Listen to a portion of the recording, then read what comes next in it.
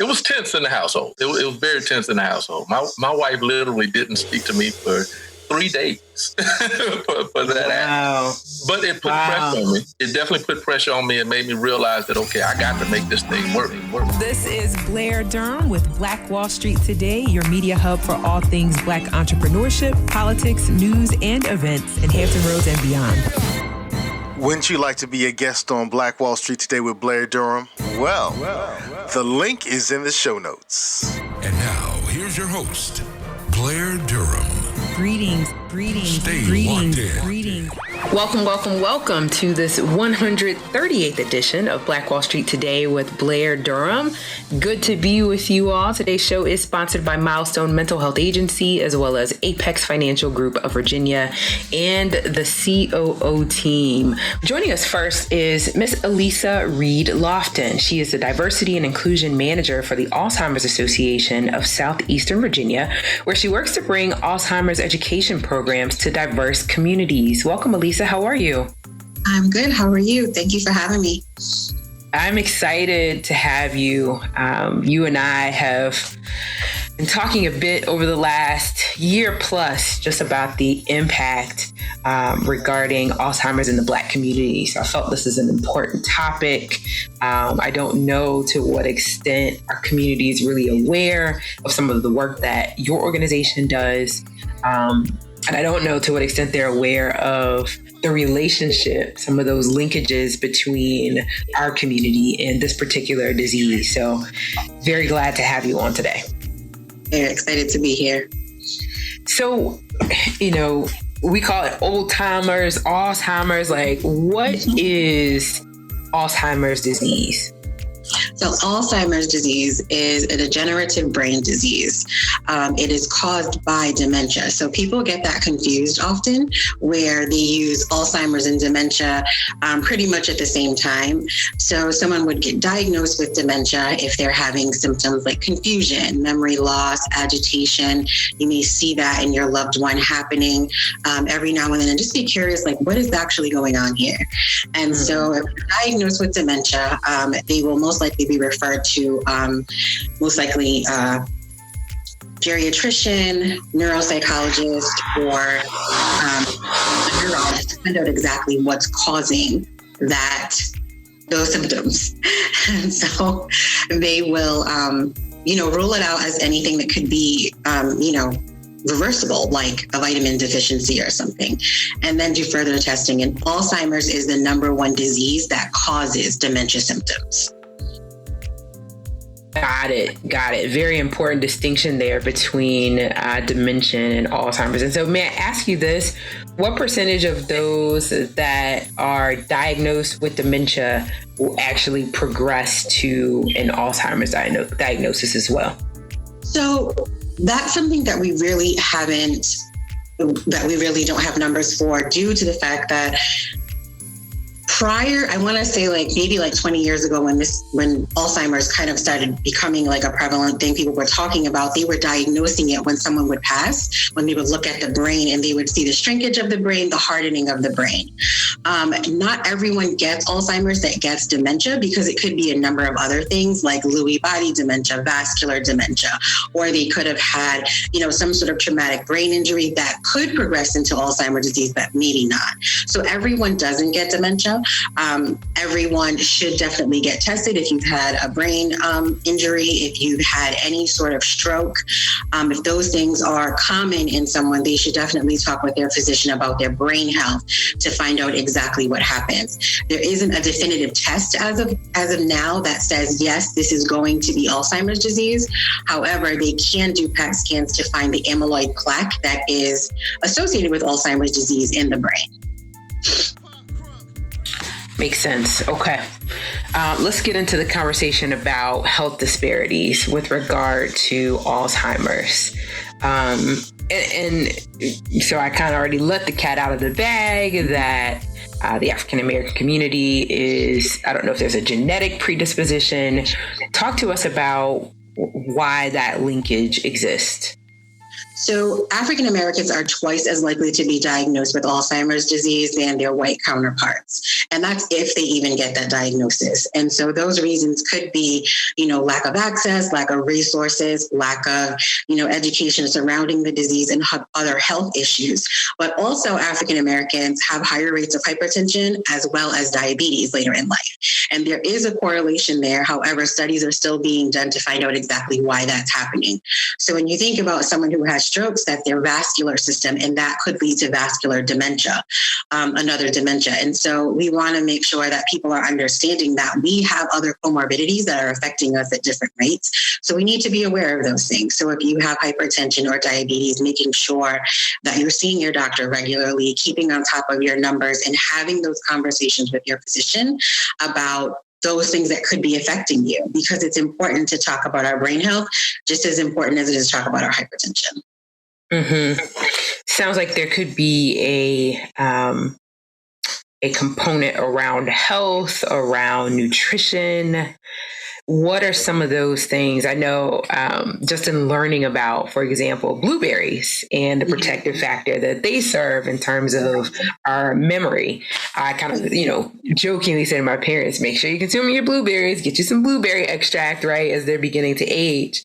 What are your thoughts there around the relationship between nutrition and Alzheimer's? So we have a session called Healthy Living for Your Brain and Body.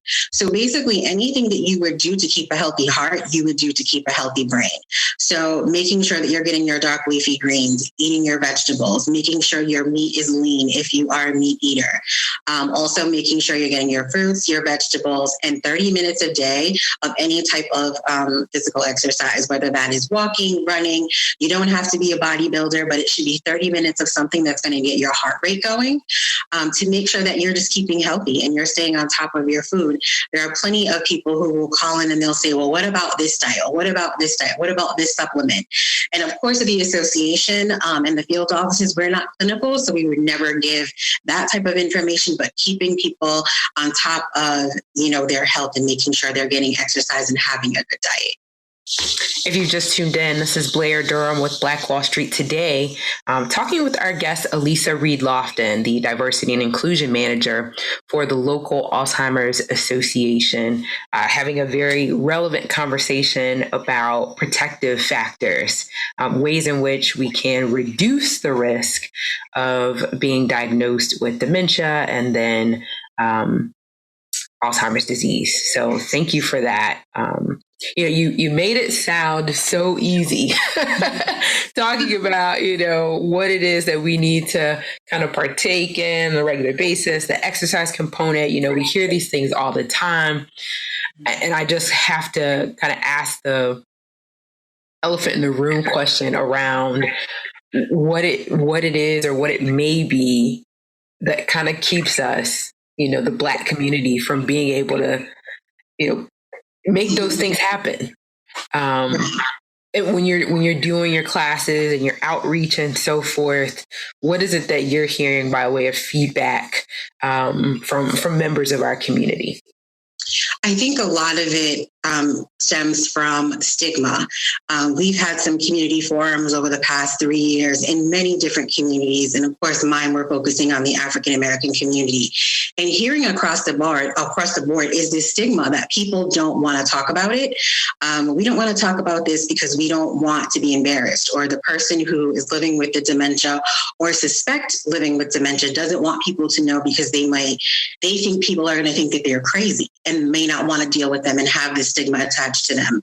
I think also we don't have these tough conversations in our community until a crisis happens. So we may, go about life as everything is fine, but then when grandmother or grandfather falls, they have a fall, or they have a stroke, and then we're bombarded with stroke and this and this and this, and then this may lead to some sort of dementia because we've got to figure out how the brain is affected.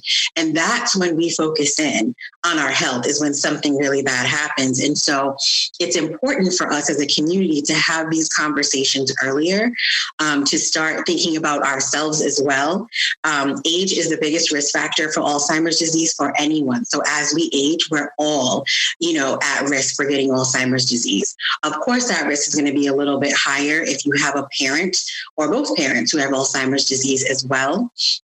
So it's important to start thinking about, even at my age, I think about it. My parents are in their 60s. So I'm kind of like listening to the conversation more intently with both of them, like, okay, you just told me that last week, Dad, or you just told me that before, or are you having your conversation about your brain with your physician when you go for your annual wellness check?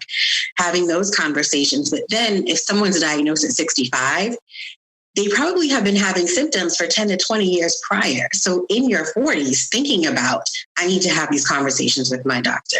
I need to start thinking about my health because it's paramount. It's wealth. If you're thinking about your health at 40, you're setting yourself up for wealth later because there are more years that you're adding to your life that you can actually do things with your family, spend time with your family, and get the younger generation in your family to pay attention to their health as well. So I think we're not having these conversations sooner. Sometimes we're not having them at all. And it's important that we start somewhere to start having that health conversation. And this may seem a bit obvious, but I also want to ask you if you would just run down again some of those kind of early warning signs, symptoms. How do I know if things may be going awry? So if you are having memory problems that are affecting your everyday life, so we all forget our keys or our phone. I think I run around the house on my phone, looking for my phone on a daily basis, right? Because we're multitasking. We've got so much to do. But if you're losing your keys and you can't retrace your steps, so memory loss and you can't retrace where you had them last. If you notice your loved one is putting things where they shouldn't put them. So sometimes we'll hear my loved one is putting milk in the cabinet, keys in the microwave, turning on burners on the stove and forgetting about them. If they're having issues with spatial issues, not being able to see things the way that you see them, falls, like stepping off of a curb, going upstairs and not being able to visualize how steep that step is or how low the curb is. You may also notice things around the holidays when we get a lot of phone calls when families will come into town and say, my mom's mortgage is 5 months past due because she forgot she had a mortgage. Bills not being paid or paying lots of money to telemarketers or television ads. And then when boxes come, they're like, I have no idea what this is. Noticing confusion, agitation happening very often. Little things like them, knowing a recipe, missing a step. And you're like, okay, this is a little bit abnormal. This is something that this person makes all the time. And you're noticing maybe they put salt instead of sugar or no sugar at all. And it's paying attention to things like just thinking, knowing your loved one and saying, this doesn't seem right, but let me, just kind of keep a log about what's going on and ask other family members who are around if they've noticed things. And another thing is getting lost. Lots of times those who are living with dementia in the early stages may get out and go somewhere and have a direct intention of going to, Harris Teeter, and they may end up in a totally different city, not knowing where they are. So keeping track of, where they are, what's happening, going on around them. If you suspect those things, you can also always call into the association and have a conversation with the social worker, and they'll definitely walk you through that But looking at those things, looking at what they're missing and if they need memory aids, if they're having to write down something every single day and it's the same thing all the time, you'll know that something is going on with their memory. Makes sense. We talked about Alzheimer's as degenerative. So I have to ask this question as well, because I'm like a food as health, food as medicine kind of person. I start to notice some memory issues or even some spatial issues. Mm-hmm. To what extent could making some changes in my diet kind of help to improve those conditions? Do we see cases where folks get a little better? Or is it always the case that once this starts, there has to be a decline? So with Alzheimer's disease, once it starts, there is a decline. There are things that someone can do that's diagnosed with Alzheimer's disease that can keep them independent a little bit longer, like socialization, continuing to be involved in anything that they've been involved in, whether it's gardening, playing cards, walking, going to a social club, just to keep them engaged. And studies have shown that keeping that person engaged is going to keep them independent longer. However, it is not going to slow the progression of the disease of Alzheimer's disease. Now, there are other dementias where you can do things to help you stay where you are, depending on what that dementia is and what that how that neurologist assesses you and where you are and what their thoughts are. But specifically for Alzheimer's disease, there is currently no cure for Alzheimer's disease. It is eventually, unfortunately, fatal. And so that is why we work so hard to do what we do to find a cure for Alzheimer's disease. Yeah, that was going to be my follow-up question is, what are some of the resources that the association is providing? What exactly is the work that you do with the association? So at the association, here at our chapter, we have community education programs, which starts everything from starting with your healthy brain and body moving into talking about understanding Alzheimer's, the 10 signs, all the way up to legal and financial, to make sure that someone who is diagnosed in their family has all of the education that they would need throughout the course of the disease. We have support groups for caregivers and their loved ones. We have early stage engagement programs. Pre-COVID, we were doing all of this in person. We've been doing it virtually for over a year now. So early stage programs with art galleries, also ballroom dancing, things to keep people engaged and keeping them independent. Again, also community forums where we go out and we hear from the community where we need to fill in the gaps, where you're getting your information from, where do we need to be, and who do we need to talk to in your community to make sure these services are available. We also partner with other organizations to do programs year round. And then, of course, we have our longest day fundraiser, which is basically something that you would do for the longest day, which is a summer solstice, and to raise money for Alzheimer's research. And so some people go biking. They bike year round. Some people go caving. My boss actually went caving, and she also climbed a mountain in Colorado.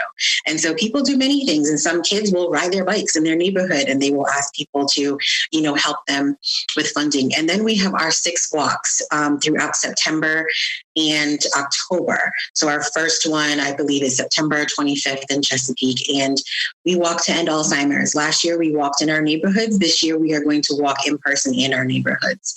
And you can be a part of that. And those who are caregivers will come and talk about their stories. Allies will come out, those who have lost someone with Alzheimer's disease, just to come out and, bring awareness to this terrible disease and talk about the need for funding for more research. I was going to ask, so a lot of activity, and I know the intended impact is to end Alzheimer's. What are some of those kind of intermediate impact goals of the organization? So we have an advocacy manager who works throughout the state with all 4 of our chapters in the state. And they do this across the country as well. And so they have our forum, we have our advocacy forum, our Day on the Hill, where we actually have ambassadors that will speak with their local legislators, local legislators on. No problem. Only 2 million people listening, all good. So they will speak with their local legislators on talking about, funding, having them to, support us in what we're doing, what we're asking for, to go and ask for this funding for Alzheimer's disease. And so those are the goals that they have in between. But every year we're doing this in January, and then also in May, having this forum, and then also having our Day on the Hill in Richmond. And so there are dedicated volunteers who are caregivers, and are just really wanting to be a part of this cause, where they go and they talk to their leaders on our behalf, and they're very passionate passionate about what we do. And so our goal, my goal as diversity manager with the association is to make sure as many people in our area know about the Alzheimer's Association. They know that we're here. They know that we have programs that are free to them and education that they can access to help them through their caregiving, education about the disease, and how other ways that they can actually be involved. I love it. Yeah, talk to us now about how you can be contacted. Give us the association's web details, social media, all of those great things. So you can reach us at www.alz.org/SEVA, SEVA, and that's how you can reach the local Alzheimer's Association office. You can also call our 1-800 number that is 24/7, 365 days a year. It is 1-800-272-3900.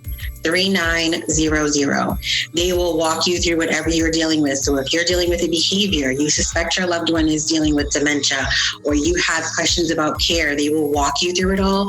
Then they will send a follow-up to your local chapter, and then someone at the local chapter will reach out to you with local resources. They are very good at helping families create care plans, connect them with people who can help them, and give them the information in case we're not in the office. And we have an office in Norfolk by Centura Lee Hospital, and another one in Williamsburg. So we have 2 local offices here, and we are ready and, to receive people to come into the office starting August 2nd, I believe.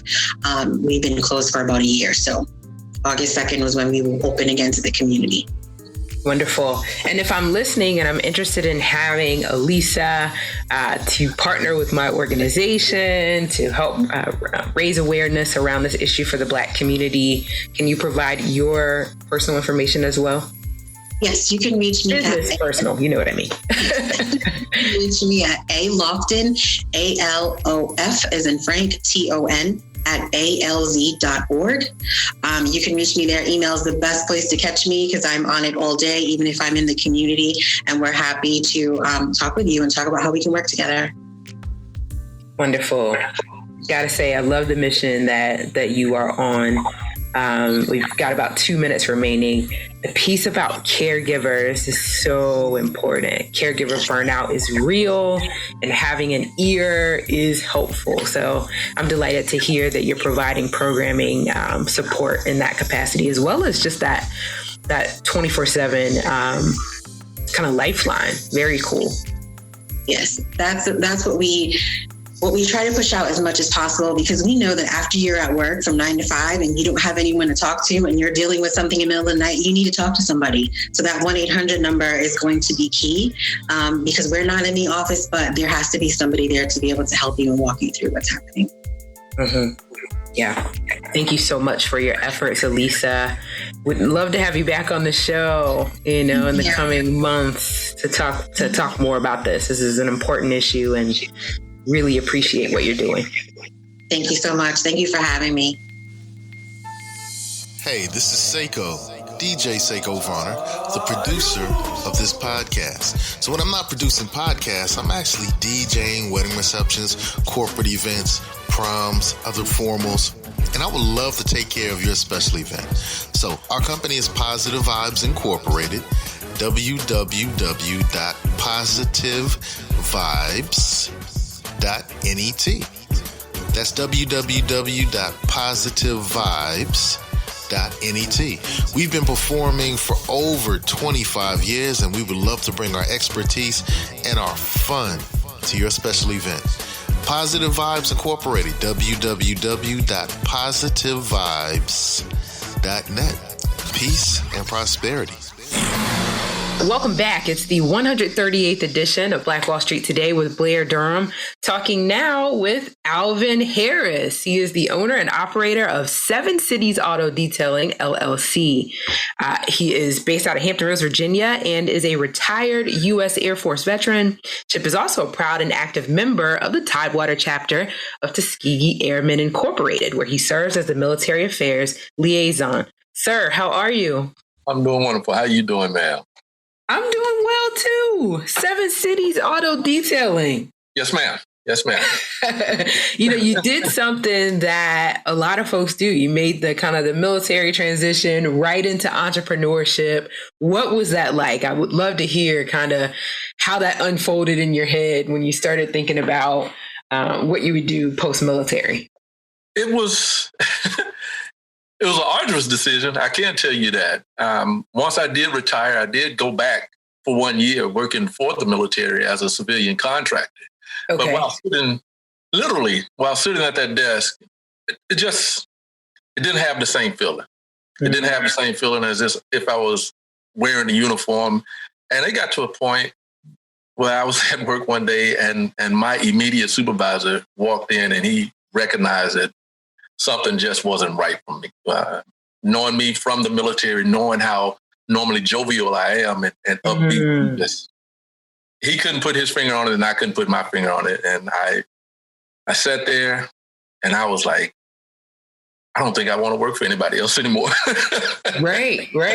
Never again. I wrote out my plan, and something that I advise and don't advise for anybody. I wrote out my plan on the things that I wanted to do. I wanted to take the skill sets that I had attained while being in the military. I worked in transportation, logistics, but specifically transportation, vehicle operation, and vehicle maintenance. I took and wrote down each one of the skill sets that was taught to me and invested in me by the United States Air Force, racked and stacked them, and looked at the cost because I knew at some point in time I would have to talk to my wife about taking money out of our savings to build this up. What I didn't do is I didn't tell her I was going to resign. And I don't advise that for anybody. Yeah, got to give the full disclosure, right? Yeah, I did not tell her that I was resigning from that job. And as one would imagine, it was tense in the household. It was very tense in the household. My wife literally didn't speak to me for 3 days for that. Wow. But it put pressure on me. It definitely put pressure on me and made me realize that, okay, I got to make this thing work. Because if it doesn't work, then I got to go back and work for somebody else. Mm-hmm, and by me having an actual tangible plan that I could put in her hand that she could read, I think that made the transition better. And from that point, it was up to me to find the additional schooling, find the additional training that I could receive that could help me. I knew transportation. I knew literally how to detail vehicles from a military standpoint, because again, I worked in vehicle operations, and one of the duties of a vehicle operator is detailing the command vehicles. So your base commanders, the different group commanders, military jargon anyway. So you have to detail their vehicles on a daily basis. So I knew that side of the business. I didn't know the civilian side. So I located a literal detailing school in the state of Pennsylvania that was accredited by the state. Enrolled, received the training. They helped me get set up, and it's been on since then. It's since from 2015 up until the pandemic. 2019 for me. As you know, I have cancer, and it reared its ugly head again in December of 2019. I recovered, and then again back in January of 2020, I was rushed to the intensive care unit, and it was looking bad there for a moment. but kudos to the medical staff. They came through. They worked around the clock to get me back on my feet, and then soon after that, the pandemic hit, and my business was considered one of those businesses that was non-essential by the Commonwealth of Virginia. And I literally had to shut down for up until a couple weeks from now. I'll be back up and running again. So okay, good. Wow. So what a journey. I had to ask that question about the military piece because we live in an area, huge concentration, obviously, of military. Right. Folks are retiring every day. They're trying to figure out that next move. It's very hopeful and it's inspiring to hear you say, yeah, I did a few things that I wouldn't recommend, but here's some things you can do, if you're thinking about making that transition. And then, of course, additional kudos on just your positive headspace to be able to kind of stay focused on what you're doing with everything that you're going through health wise and so forth. Yeah, you have to be. As individuals know, anybody who knows has a health issue, period. Your mind can be the most dangerous place in the world. Oh yeah. Basis. And what I didn't want to do, because I have a wife, I have 3 kids, and I have 2 grandkids. Gotcha. And if they see me walking around here with my head down, feeling sorry for myself, feeling bad, I'm not helping them either. Because what I recognize is they're along on this journey as well as I am. They're my support. When there's nobody else around, my wife and the 2 kids that are still remain in this house, as well as my oldest son and my grandchildren, they give me everything I need to push forward. And without them, they're the key piece to all of this, just based off of their support. And they keep me out of my head. And it allows me to do what I feel being one of the best individuals in this area in doing it. And that's detailing the vehicles for the different clients that I have around the area here. Mm-hmm. Another key point you raised, it's just sort of the nature of doing anything, right? You're going to have to deal with adversity, and I think a lot of folks see entrepreneurship as the way out of whatever stress and crazy that they're dealing with, perhaps in corporate life or military life. Right. But then they become an entrepreneur and they realize that if they're going to survive as an entrepreneur, they're really going to have to deal with crazy, I'm certain you can attest to the fact that just the journey, even strictly on the business side, is an arduous one.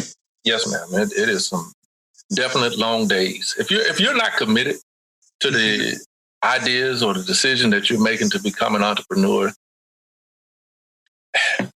just in and I'll say novice experience of being an entrepreneur, if you're not committed, your success is going to be very limited, if at all existent. You have to go in full body. It can't be, it's not temperate. You can't do it one day and then take off 2 or 3 days later. There's something always happening in order for an individual that I have learned, in order for an individual to have any type of success. And your success, I guess I have to say this, your success is totally dependent on you, because you're the one who's setting the standard for your product. And you're the one who's going to identify if something is a success story in the steps that you're making to build your business, or if it's a failure. The general public, they're going to solicit you for whatever service that you are giving them, and they're going to give you that feedback. In my case, it's immediate. The very second that I am done detailing a boat, a car, a truck, motorcycle, whatever the case may be, when they come out and they look at their vehicle, I get that immediate feedback from them. In different areas, it may take a survey, or it may take making those phone calls to find out, what you did good or what you did wrong. But you as an individual, you got to be 100% in. Mm-hmm. You can't get discouraged. You can't just stop, because that's 7 Cities Auto Detailing is my baby, and I have to grow this baby. Mm-hmm. And if I'm not all in, then nobody else is going to be all in. And would you agree that in many instances, if not in all instances, it is more challenging? Because I think what you're saying is spot on, right? It's the law of the lid. You can't get past right, in the business. Right.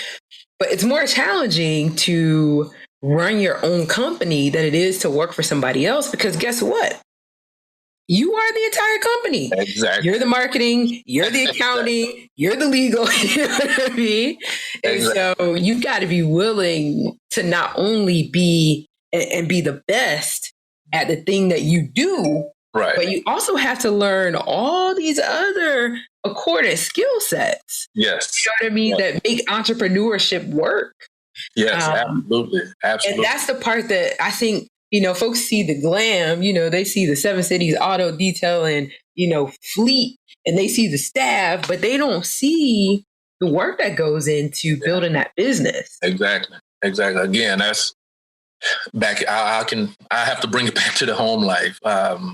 when you're an entrepreneur, when you're a solo entrepreneur, that's a lot of hours that's, again, spent away from your wife and or husband or whatever the case may be. It is. And your children. And as well as you being committed to your business, you have to make time for them, or it's going to be a strain on you.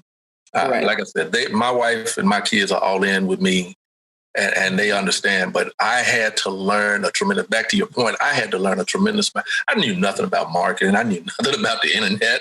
I knew nothing about the finances of a business. Home life, good at the finances of a home life. Business-wise, I was totally clueless.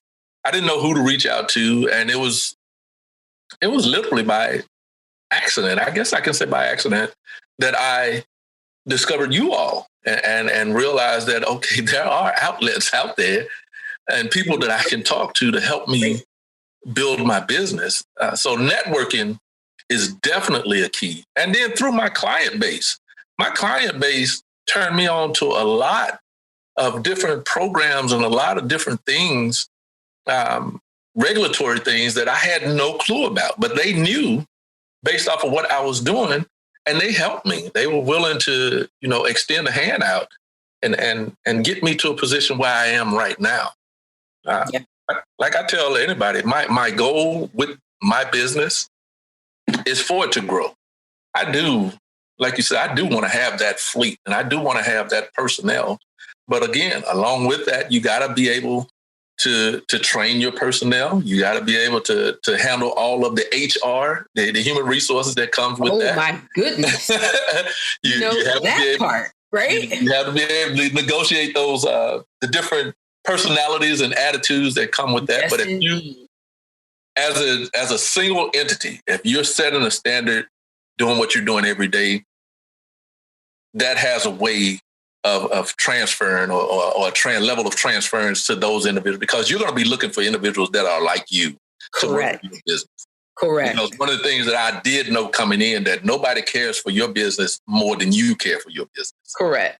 And so when you bring those people on, they need to know and understand these are the rules, these are the processes, these are the procedures on how we're going to conduct business, and any deviation from that, you have to do what you have to do at that particular point. Alvin, I don't want to conclude the interview without giving you an opportunity to talk specifically about Seven Cities Auto Detailing. Where can we find you? I know you're reopening, right? We'll be able to get our vehicles detailed in August. Yes, ma'am. Yes, ma'am. I'm going to be one of the first to contact you. I'm in the market for a full detail. So give us the website, give us the phone number and all the things. My website, I actually have Mr. Carter. He's actually helping me get the website built and put out there. But until that point, you can definitely thank you. You can definitely reach me through Facebook, 7 Cities Auto Detailing. All of my information is there.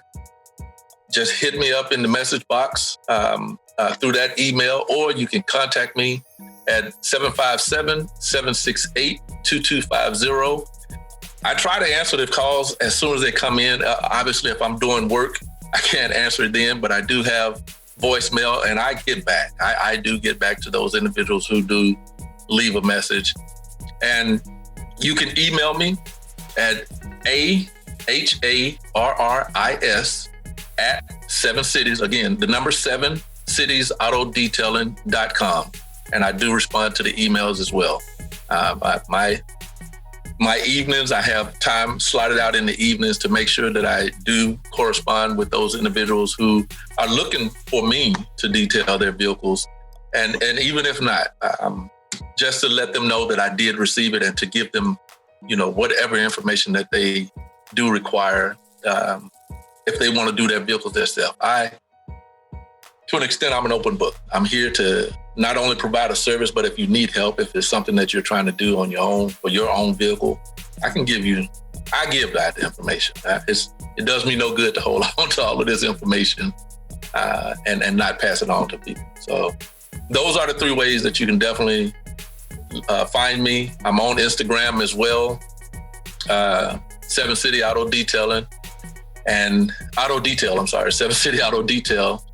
And and on Twitter with the same handle. So I meet all the media, social media standards as far as the business is concerned. And obviously, if you see me out, just say hello. Perfect. Sir, thank you so much for your time today. I'm so excited about the forward movement of Seven Cities Auto Detailing. Looking forward to patronizing your establishment myself. Yeah, and we'll welcome you back to the show in the future as well. Thank you. Thank you, Chip. Awesome. Have a blessed day. You too. We're good to go. Okay, so I'll be hitting you up. Okay. What do you say, 2-3 weeks? Matter of fact, I got my calendar up here right now. Because the minute I put that information out there, people hit me up. I know. Okay, I'll just reach out to you directly. This isn't on. We're done with the air. We're done with the air. Yeah, it'll definitely be September. Okay, good. When I can get you in, because they especially the guy with the boats. It's an actual company with the boats. And he hit me up but I got 2 of them right now, Chip. So I was like, okay. Yeah. Got to get you back up and running. Yes. Okay. Yes.